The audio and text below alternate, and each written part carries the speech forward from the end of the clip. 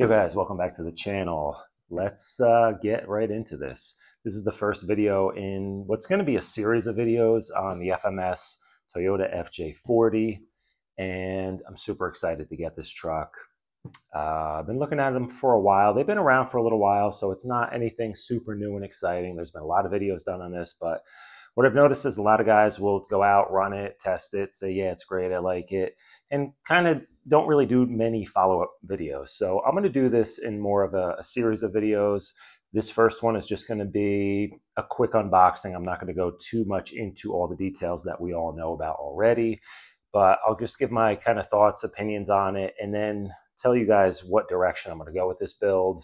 I have a couple mods already lined up for it, but I'm definitely going to take it out and drive it first, box stock, so I can get a good baseline idea of how this thing performs and what the driving experience is like stock out of the box. So, and then I'll go through just kind of what my plan is going forward in terms of mods, upgrades, changes, and then I'll take you through it. So let's get this out of the box and take a closer look and see what we're working with.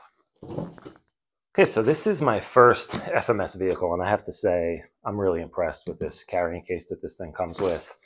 I don't know how often I'll actually use it. I think it's very cool though. I think if I were to do more like a road trip and I wanted to take the truck with me, figure out how to open it here. If I were to do a road trip and take this with me, I would definitely pack it in this just so I could easily throw it in the back and not worry about anything shifting around during the trip and potentially, you know, damaging the truck in any way. So, but super cool. I mean, typically I'm not super into too much packaging. I think there's enough waste going around in this world, and I see it every day because I manage a large apartment building, and there's so much stuff going in the trash. It's ridiculous. So it's actually good to see that it's something useful that you're not going to just toss out, because normally you'd have this amount of styrofoam and it would just be pointless to keep. So this I could see keeping for a while. I don't know. I have room. I'll throw it somewhere and use it. Use it as a storage box for now, maybe some spare tires in there or something, I don't know, but super cool. Let's get the truck out and take a closer look. There he is. Controller. I don't think I'm even going to use this because I have plans going forward that just make a lot more sense for me to just change the controller. Okay, so initial impressions, it's super cool looking, and it's about as big as everyone else said it was. All the other videos I saw, everyone talked about how big this thing is. And even though it's a 10th scale chassis, it's a big truck. Let me see, what do I have to compare it to here? Just real quick. The closest vehicle I have that I would say this is in league with as far as just a trail truck or more of a scale trail crawler would be my Red Cat Gen 9 here, which I really love this truck. The FMS has a longer wheelbase, you can see that. But in terms of sizing, I don't know. I mean, what do you guys think? Does this look like reality? Like if you had these, you know, an old Scout and an old FJ40 next to each other, do you think this looks about right? I don't think it's that far. I mean, I think these were kind of smaller trucks, maybe, but then again, the Scout wasn't a huge truck either. I don't know. I'd have to go back and look at actual photos online and see how they would compare. But overall, close enough. You know, I think a lot of guys are saying this was like a seventh or eighth scale. I don't know. I think it's just a big 10th scale. Rift crawler. Yeah. Much bigger. Way bigger wheelbase, way bigger wheels, wider, bigger in every way. So it's nowhere near the level of this guy in terms of size. 18th scale. Cute. Anyways, let's take a closer look here. So let me get all the tape off of this that's holding all the doors closed. They really overpacked this thing like crazy. I don't see how in that case any of these doors could even open. You know, so taping them seems kind of crazy. And then stuffing the back here with foam just seems kind of like they just wanted to get rid of a bunch of foam. How is that? It's a hard body. What is that actually doing? I don't know. So top tip, guys, if you're peeling off any kind of tape and it leaves some sticky residue behind, a lot of times if you just stick it back on over the residue that was left and just kind of pull it off quickly, it takes that right off with it. So super easy way to clean this up without getting into chemicals and crap. Works great. Yeah, so this is a bit much. I could see if they packed things inside, like the tools or little spares and stuff. I don't know why these need to exist. Like I said, I think they just had some extra foam they wanted to get rid of. So here he is, all ready to go. And my initial impressions are the body is even nicer than it appears on video or what I've seen in pictures. It's a really nice finish. Everything just feels very precisely made, just the way everything opens and closes. Really impressive. I like it a lot. What size driver figure are you running? I definitely need to get a driver figure for this, especially because the steering wheel turns. I think it'll be cool to have a articulated figure in there whose arm can kind of go back and forth with the steering wheel. I really like that. Love this blue color. I was on the fence of which one to get. This one was available for next day shipping. I went with the blue and I'm really happy with my choice. I think it looks great. These wheels on here are a total abomination. They look pretty horrible. It's odd to me that they went through all the trouble to do such a scale looking body and they just completely gave up with the wheels. Maybe it was a budget thing, a time thing. I don't know. I'm not sure why they threw these on here. It doesn't really bother me that much, honestly, because I feel like if it did come with really cool looking scale plastic wheels, it would almost annoy me more because if they looked great, I would be tempted to keep them, but I don't want to run plastic wheels. I just think there's an opportunity to go with a nice steel wheel, add some weight, and also get the look. So I don't mind. It's something that I think everyone's going to change anyway. And then again, too, like if it came with really great wheels, everyone would most likely just leave them on and then everyone's truck would look exactly the same. So I don't mind. I think wheels and tires are a great way to customize the look and the feel while you're driving it and just the overall experience. And I like messing around with different wheels and tires. Sometimes I just swap them around truck to truck and just see what works. Sometimes you're surprised by you think something's not going to look good or perform well and you change them around and it actually works better on a different rig. So I don't really mind. I feel like if it didn't come with any wheels and tires, I wouldn't be upset either. So I'm going to change these out, but I am going to drive this first. As I mentioned earlier, I'm going to do a box stock run with this truck just because I want to really see the overall, not only perform, this isn't, I'm going to say the word performance quite a bit, but I think I should just replace it with experience. This is more of a driving experience. I don't expect this to be a performance vehicle in any way other than performing its job to make me happy when I'm driving it. You know, it's more about the driving experience with this. And I even like the way this thing wobbles around. I think it kind of adds a lot of realism to it. That's my camera wobbling a lot, but my plans are to do a leaf kit on here in the near future. So let's talk about that and what my plans are with this rig, because I think by now everyone has seen what's going on in here. It's really scale. It's really cool. It looks great. Let me get a weight on this thing because that's something I have not seen anybody mention what the weight is with this.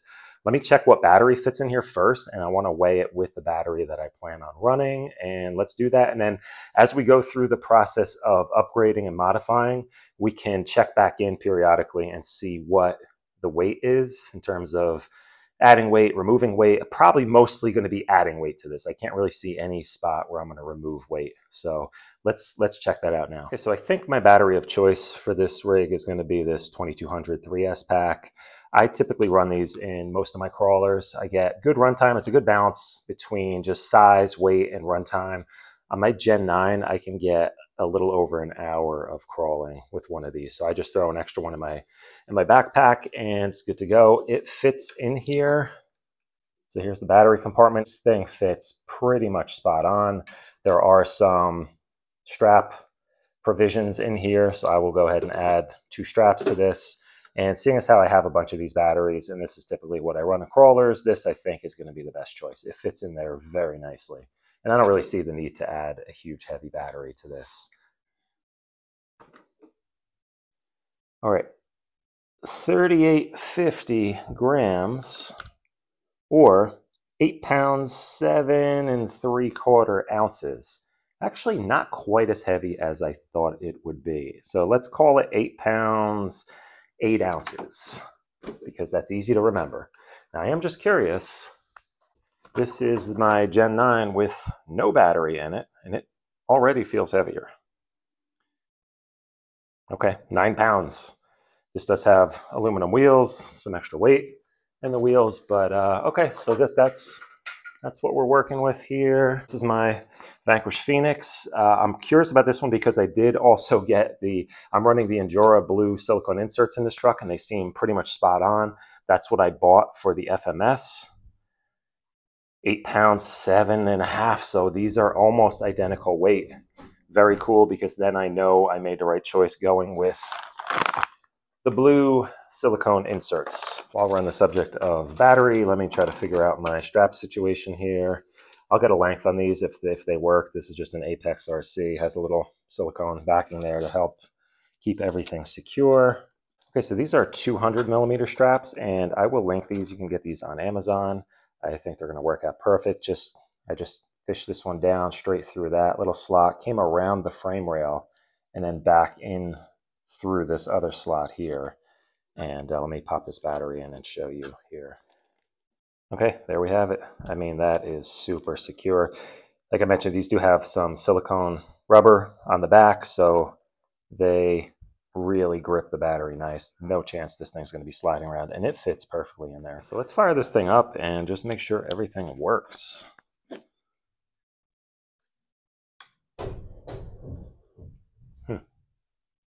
No lights, I guess. Huh. Do I have dead batteries?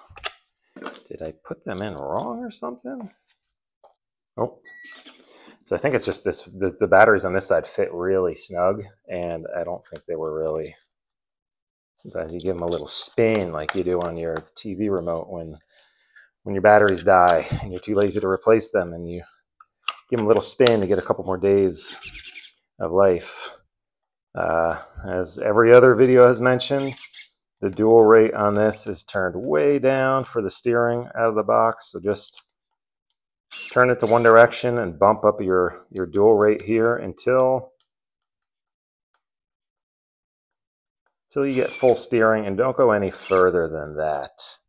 Makes me wonder what other settings. Oh man, that is a noisy guy. That is a noisy servo there. Lights are cool, like that. This hood was hard to open the first time, which I guess is good because,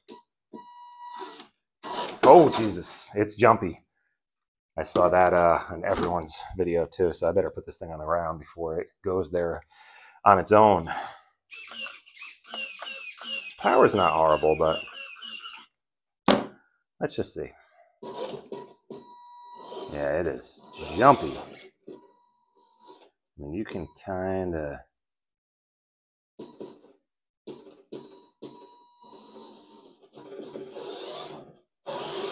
That's the other thing sorry, everyone mentioned, the drag brake is insanely aggressive. The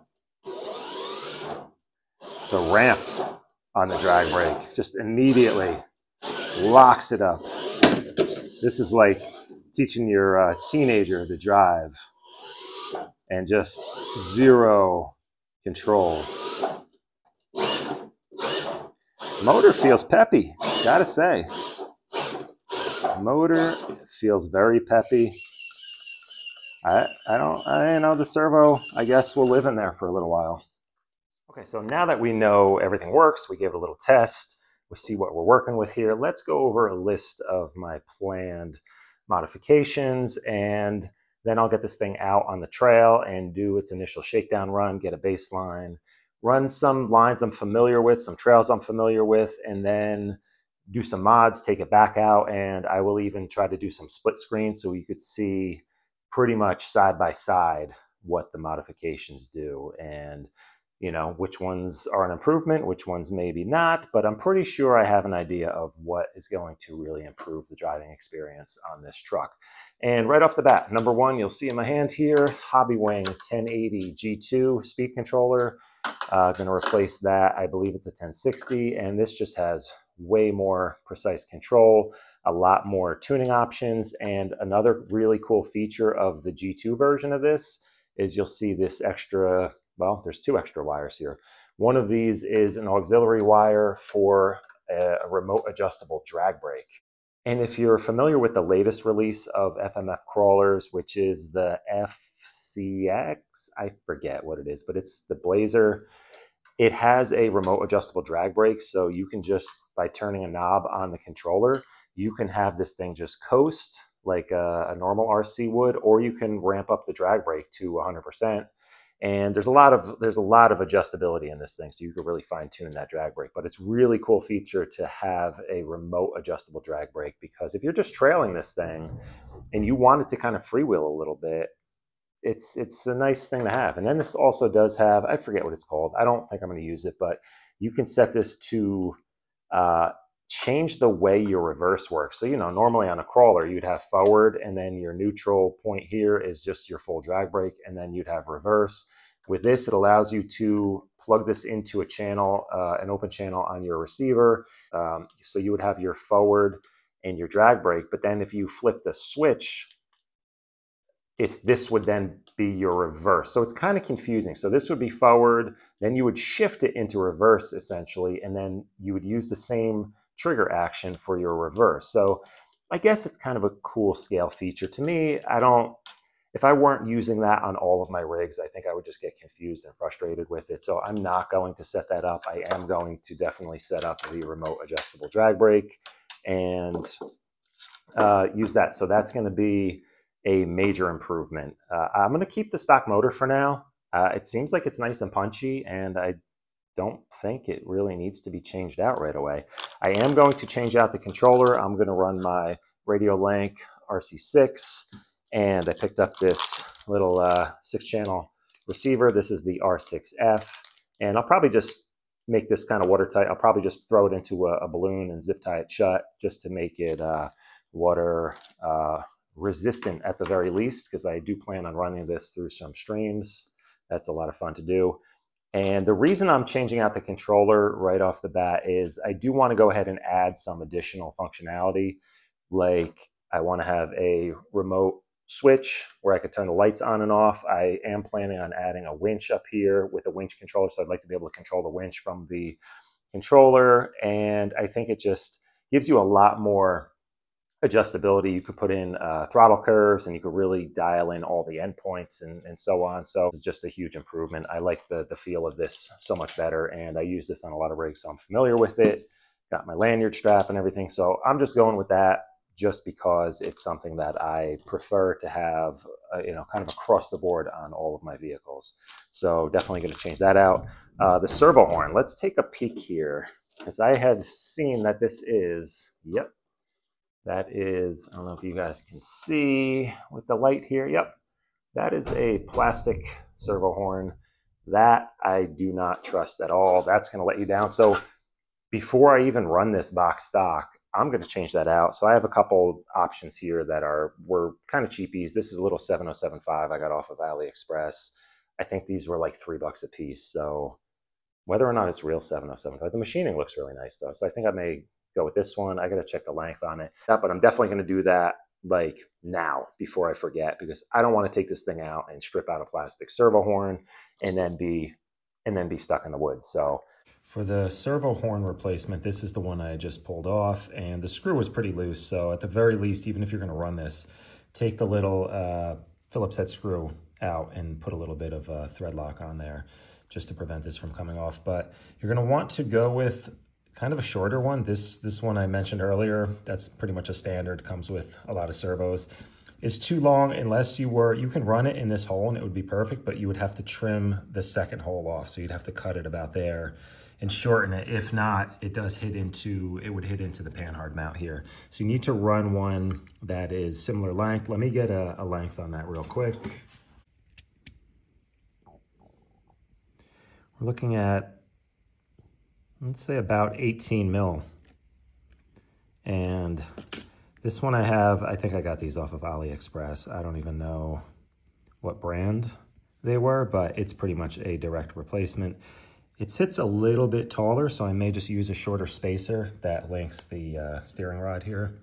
There is a spacer between this and the horn, so I may just put a slightly shorter one on and should work out fine. After that, what we're planning on doing here is changing this over to a leaf spring conversion. They do have the provisions here for your leaf spring mounts. And I believe the whole kit, front and rear, is somewhere about $45, $50. So I'm going to go ahead and order that. It should be the same kit as the Michigan or the Atlas. I'll get that going. And I think the main reason I want to do that is just mostly for scale. And then also it does stiffen things up. So rather than mess around with different coil springs and different shocks on here, I just think I want to go to a way more of a scale setup.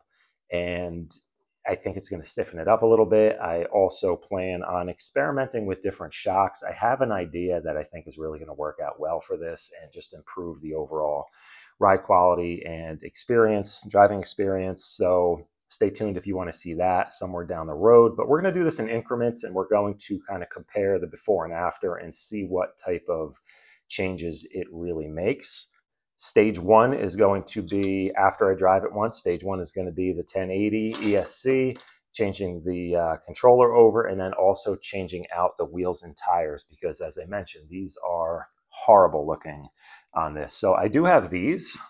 I prefer to just use stuff I have lying around and not spend the money. So these are just some steel, 1.9 steel beadlocks. These are Trencher Proline G8 Trencher tires. And like I mentioned earlier, I have these Angora blue silicone inserts, which I think are going to be perfect for the weight of this rig. And I think they look really cool. I need to check the offset on these. I don't want these to really stick out too far, because then you end up with rubbing issues, and it just, I don't know. I'm going to mount one of these on here in a minute and just see how it looks, because I'm curious. And I also want to know if I need to order different rims, because these are more of a deep dish style. I believe I could actually run this hub on the opposite side and it would have more of a positive offset, which would suck it in more. So I might try that. And then if that works, however I get these mounted up, I think I'm going to paint these white. They're like $30. I'm just going to paint them. I don't want to spend an extra $30 just to have a different color of these. I don't think I'm going to use these on anything else in the near future. So these tires are definitely an option. I think from the side, they're pretty cool looking. You know, I don't necessarily need to go full like period correct scale looking. I definitely want to have a little bit of performance. I kind of want this to look like a resto mod, like someone went out and bought an older FJ40 and is using it, kind of bringing it a little bit up to date and using it to go out and run on the trails, but keeping it mostly original body-wise, and then just maybe a couple like modern upgrades, like more like wheels and tires. So another option as far as tires go, these are the stock tires off of my Red Cat Ascent Fusion. It's like a Trepador copy. I think they will look pretty cool. The size is pretty much right. It's a tiny bit smaller than the stock ones. I do actually like that look. I don't know. This is going to be a tough one. I think it might just come down to which ones perform better. I've run these before, and I know they do hook up really well, but they get packed up with mud pretty easily. So maybe not the best tire. I know these work great on rocks. This is not really a rock crawler. So possibly this is the way to go with these deep, aggressive treads. I think for going through mud and dirt and sand and so on, I think this may end up being my choice. And these were just going to sit around anyway. I think they have potential. They work pretty well on the Ascent Fusion, but I found, you know, better tires for that. So I think I'm going to try these first and just see. I need to check and see how the inserts fit in them and make sure everything is good with that. But I think this rim with these tires, and if everything works out well, I will paint this white. I'll do like a more of a almost cream color white to match the roof, and I think that's a good choice. So that's going to be what I will call my stage 1 mods. Will be the radio, the ESC, wheels, tires. These add a good amount of weight, and I think that's going to be a huge improvement to this rig, is because we have so much weight, so much sprung weight up top here, and unsprung weight. I mean, everything is just plastic and pretty lightweight down low. So I think getting some heavyweight wheels on here, these are about 75, 80 grams a piece just for the insert. These steel wheels are fairly heavy, and then of course the tires. So another option I am considering, and I will likely go with, is just doing a brass beadlock ring. The standard beadlock ring. Standard beadlock ring on these wheels are aluminum, and if you go with the brass ones, you can pick up about 60 to 70 grams per wheel additional weight. So say 60 grams for these, an additional 70 for these. I mean, you're really looking at some nice heavy wheels. It's going to keep that thing planted. I think that, along with the leaf spring kit, stiffen it up a tiny bit. And like I mentioned earlier, I have an idea for shocks that I think is going to work out really cool. So check out my future videos for that. And I think that kind of covers it. I am going to go ahead and add some LED lighting, so I will have a video on that. I'll let you guys know what LEDs, because I'm going to try to do it kind of in an economical way. I'm just going to pick up some random LEDs on Amazon and just wire everything up myself. I don't necessarily need any type of controller that has brake lights, reverse lights. I don't know, maybe. But I think for now, I just want to get the marker lights working. Maybe the just one red LED, and then a couple orange LEDs here. Get them working. Get the front driving lights going here, and maybe even do like an interior light of some sort. I think would be cool, and just do it very basic, kind of cheap. I will install a light controller, essentially, which would just be something I could control from my radio, where I could turn the lights on and off if I want. I do need to get these running boards installed, just complete the look there. I do want to get a driver figure. So again, if you guys have this vehicle and you know what size driver figure, I've seen online that somewhere around like a 9-inch figure fits in here pretty well. So I need to figure out what I'm doing with that. I will be doing a full install video on the leaf springs. It seems pretty straightforward, but you know, if I'm doing it, I might as well have a video for you guys. If I come across any tips or tricks or tricky spots that I can help you out with, I will do a video on the install. And then again, have some side-by-side split screen running of the stock coil 4-link setup versus the leaf spring setup. I'm really curious to see. Another reason I want to do a leaf spring conversion is I don't have any crawlers that run leaf springs. I think it's just cool to have something different just to go out and run it and just kind of just see. Bonus if your inserts match your truck. That's it, guys. Stay tuned if you want to see more of the FMS FJ40 series, build series, I guess I'll call it. So I'm going to go out and run this box stock, aside from one mod, and that's the servo horn. I mentioned it a dozen times because I think it's important to do. So let me get out and run this thing and get a little baseline. I will have a video of some running footage up shortly, and then we will get right into part 2 of the series, which is going to be changing out the ESC and the receiver, controller, and the wheels and tires. And I'm excited to do that, guys. I can't wait to get some good looking wheels on here. I just want to put one on. I'll give you a brief sneak preview. I'm going to slap one on here, and I'm curious to see what the offset looks like. So let's do that real quick. But anyway, guys, thanks for watching. Stay tuned. Be sure to subscribe if you want to see more videos on this. I will have a playlist for the FJ40, so be sure to check that out. If you have any questions or comments or advice for this build, if you've gone down this road and you've found out what works or what doesn't work, hit me up in the comments. I love to hear from you guys, and I do my best to get back to everybody. And yeah, stay tuned, guys. I'll see you in the next video. Later. Another top tip, disconnect the battery. Don't just walk away and forget that you had a battery in there connected. Also, turn your controller off. Okay, I like it. Huge improvement. Also, stock wheel tire, 150 grams, just for the record. And we're going to see what I feel like I'm going to end up being closer to 300 when all is said and done. So the wheels and tires will be likely twice as heavy as what they are stock. I gotta say, the offset, let's see if we can see the difference here.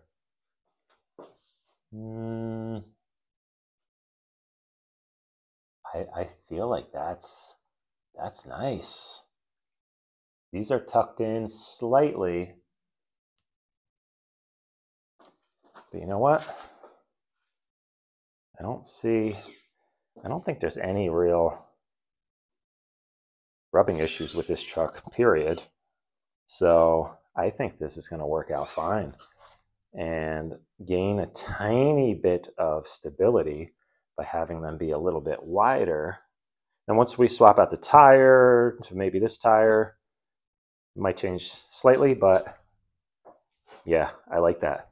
I'm not even opposed to leaving them this gray silver color. It's kind of natural. I do want to run, I'm going to throw on like a faux locking hub here instead of a nut.